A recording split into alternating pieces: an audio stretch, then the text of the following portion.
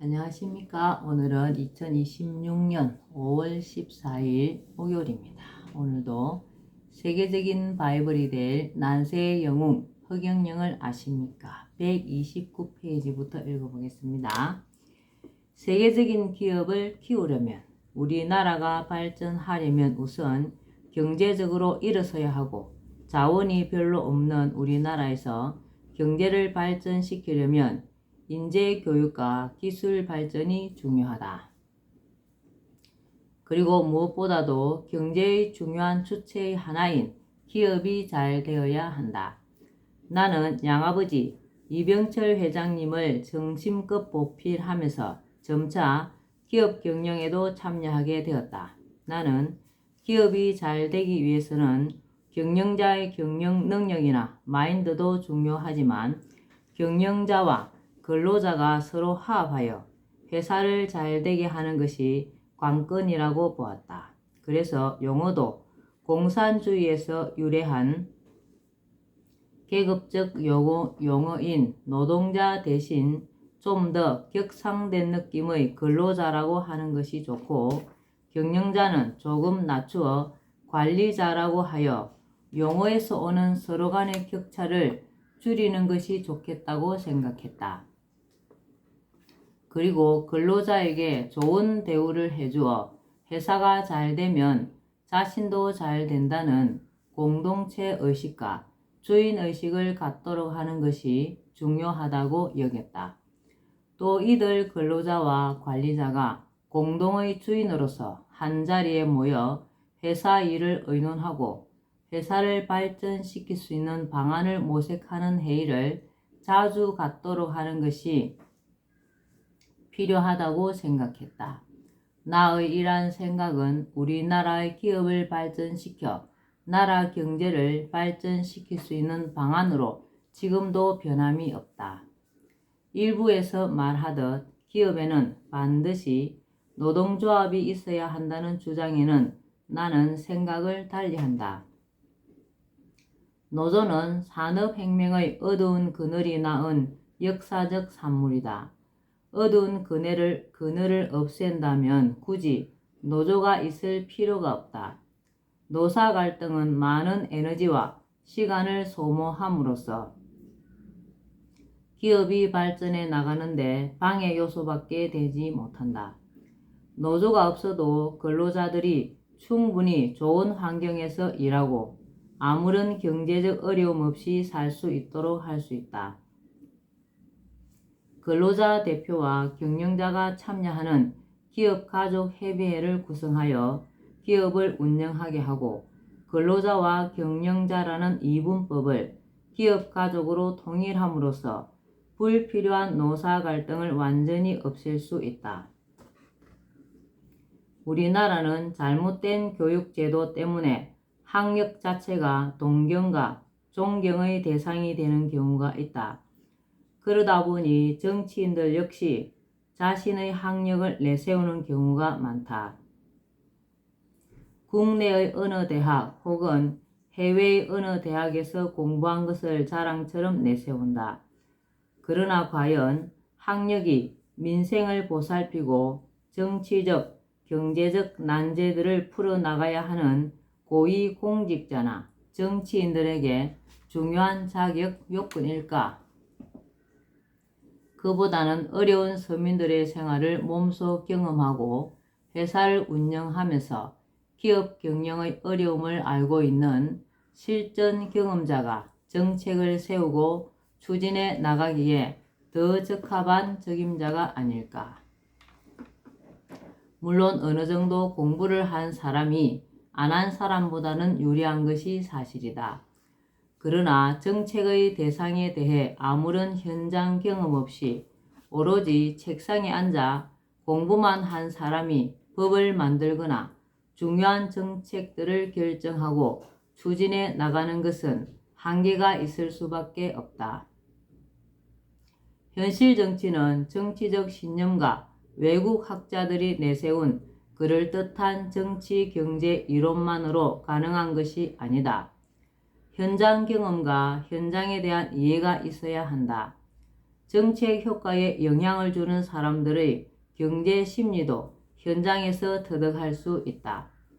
현실 감각이 결여되면 정책 수립에 오류를 범하고 결과적으로 실정을 하게 되는 원인이 된다. 그러므로 정책을 수립하는 사람은 전문가뿐 아니라 정책의 대상이 되는 기업과 국민의 다양한 소리를 경청해야 하고 현장을 직접 돌아다녀 보아야 한다.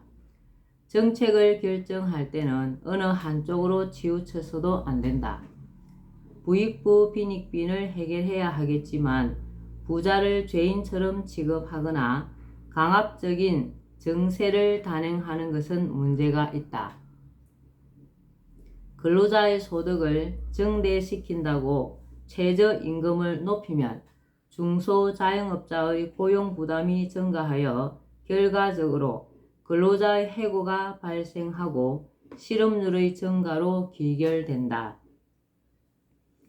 기업에 대한 규제 일변도의 정책은 기업을 옥죄어 기업 활동을 위축시키며 경제의 활력을 떨어뜨린다.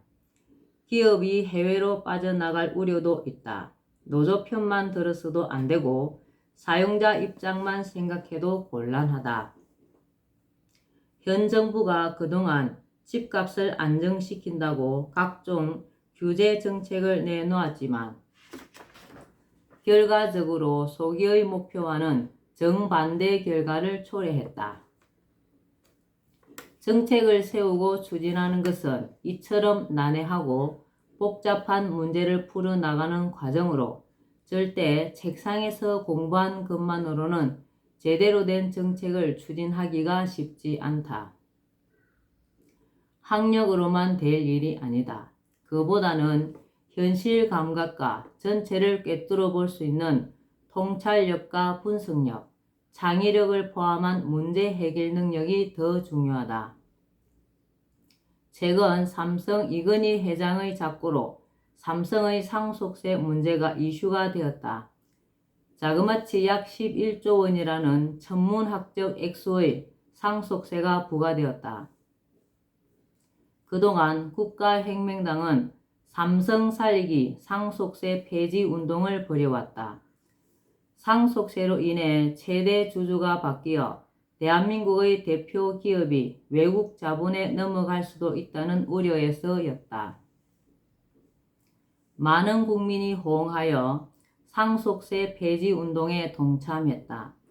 그런데 삼성에 대해 비우호적인 감정을 가진 사람도 상당하다. 상속세라도 받아서 삼성을 견제하여 우리나라가 삼성공화국이 되는 것을 막아야 한다거나 세습 재벌이 싫다는 의견, 삼성을 쪼개서 작은 기업을 많이 만드는 것이 평등 실현 차원에서 나라에 유익하다는 의견까지 제시한다고 한다. 나는 국민의 이러한 정서를 이해한다. 극심한 빈부격차 속에서 상대적 박탈감에 시달리는 국민의 심정이 그렇게 표출된다고 여겨지기 때문이다.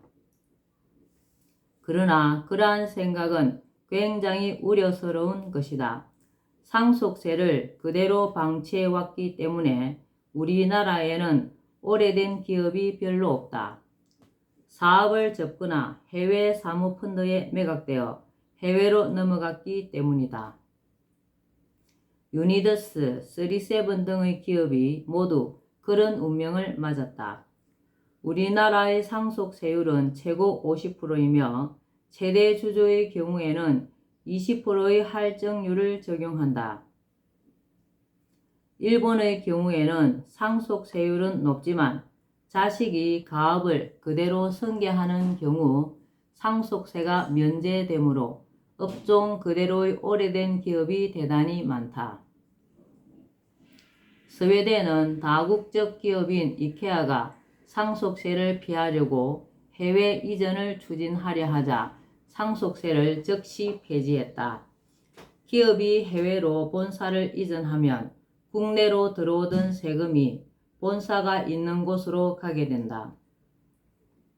국가로서는 이만저만한 손실이 아니다.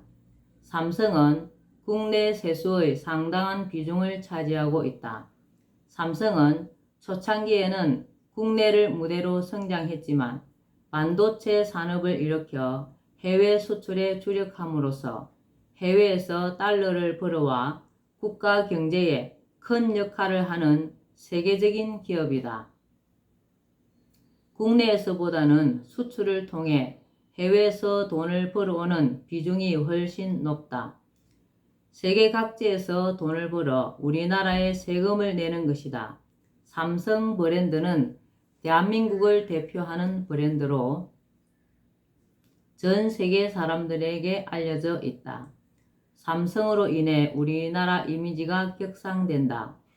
국가 경제 규모가 커지고 세수가 증가하는 것은 물론이다. 삼성이 낸 세금이 누군가의 가정에 도움을 주고 어려운 누군가에게 힘이 되고 있을 수 있다.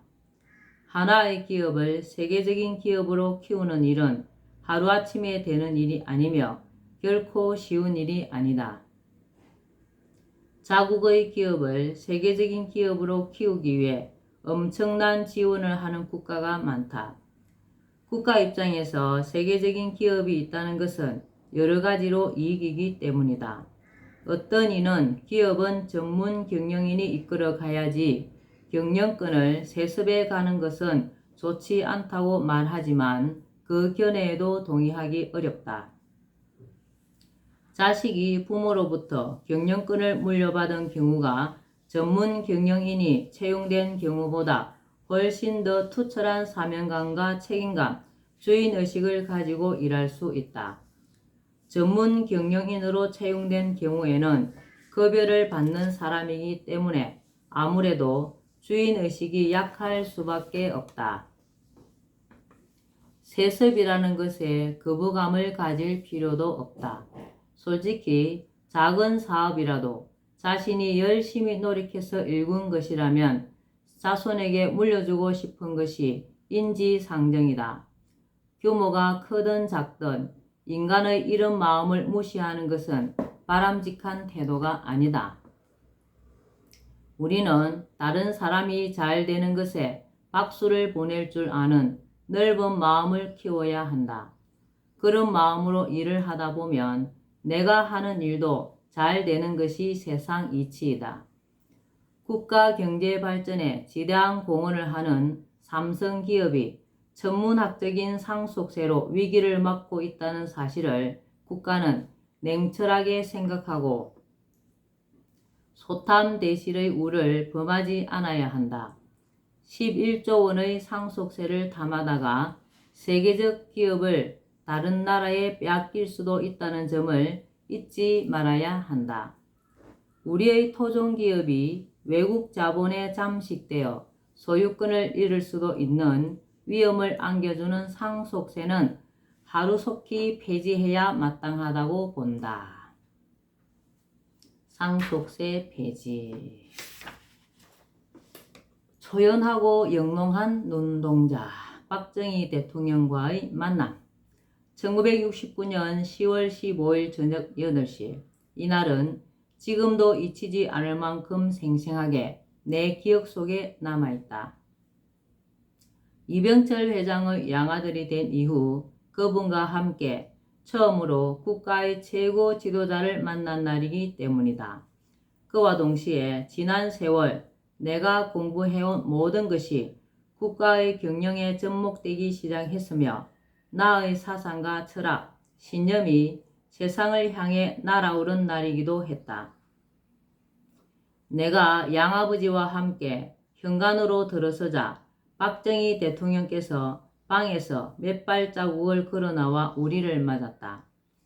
인사를 나눈 후 양아버지는 나를 만나 양아들로 삼게 된 경위, 나의 자문으로 기업 경영에 많은 도움을 받고 있다는 이야기 등으로 나를 소개했다.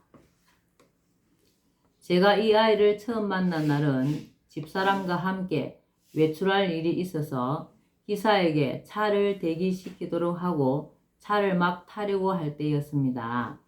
그때 열린 대문 안으로 이 아이가 황급히 오는 것이 아닙니까?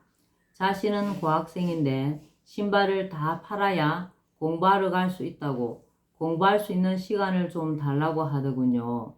은혜는 꼭 갚겠다고. 그때 저는 이 아이의 눈빛에 온통 마음을 빼앗기고 말았습니다. 제가 살아오면서 그렇게 초연하고 영롱한 눈동자를 본 일이 없었습니다. 도저히 거부할 수 없는 어떤 힘에 압도당하는 느낌이었다고나 할까요? 양아버지는 말을 계속 이어갔다.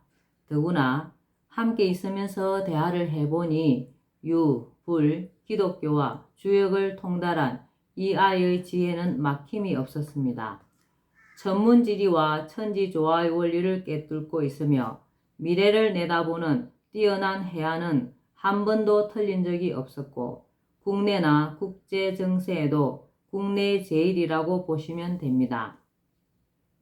저는 이 아이의 말을 듣고 회사의 노조 문제를 해결하기도 했고 여러 가지 제도를 고쳐 좋은 성과를 거두기도 했습니다.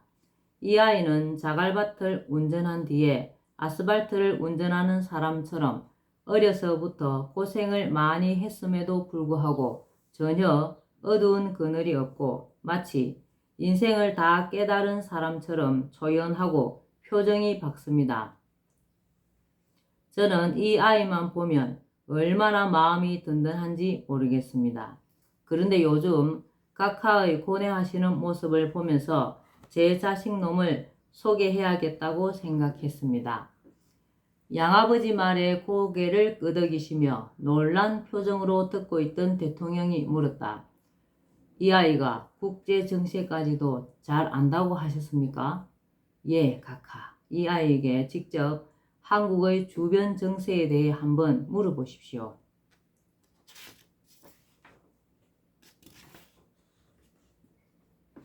네, 오늘은 여기까지만 읽겠습니다. 오늘도 흑영령을 많이 부르고 알려서 하늘의 복을 짓는 행복하고 뜻깊은 하루 되시기 바랍니다.